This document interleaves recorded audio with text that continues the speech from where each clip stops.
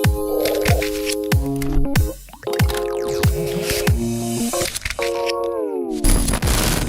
guys, it's nice to be back after a long hiatus.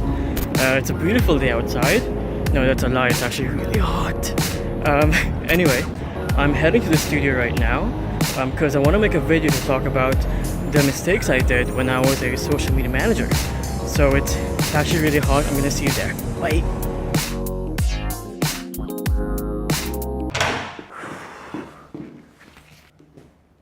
Where were we? Right, mistakes. So I feel like most of my mistakes comes from a lack of preparation, but I've already learned from them and I wanted to share them with you so you won't do the same mistakes that I did. Anyway, the first mistake. So the first mistake that I did was not checking or verifying the profile before posting any content.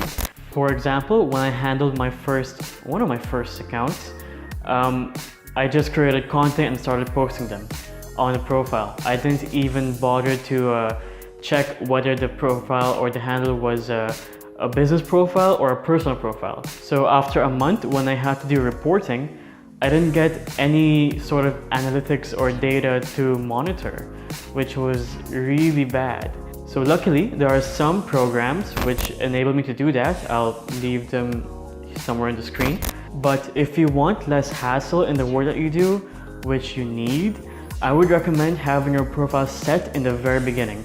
That includes filling out the smaller details like the bio, the phone number, location, setting your profile from personal to business. That actually matters.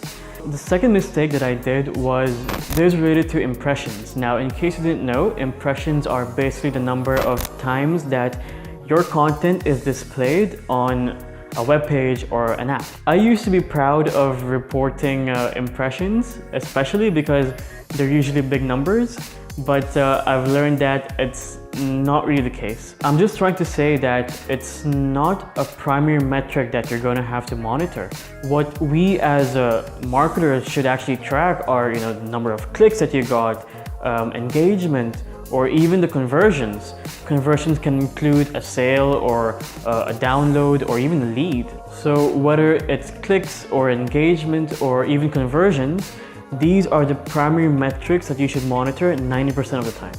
So the final mistake that I actually made was, it could actually vary for some people, but I feel like being on all social media platforms could count as a mistake as well. I mean, trying to be active on all platforms and spending an equal amount of time and work on every single platform can be draining, especially when you're not getting the data that you want in respect to the time and effort that you're doing.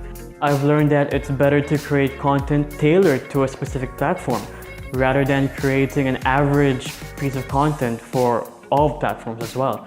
So what I've mainly learned from that is to find out which platform works best and continue from there.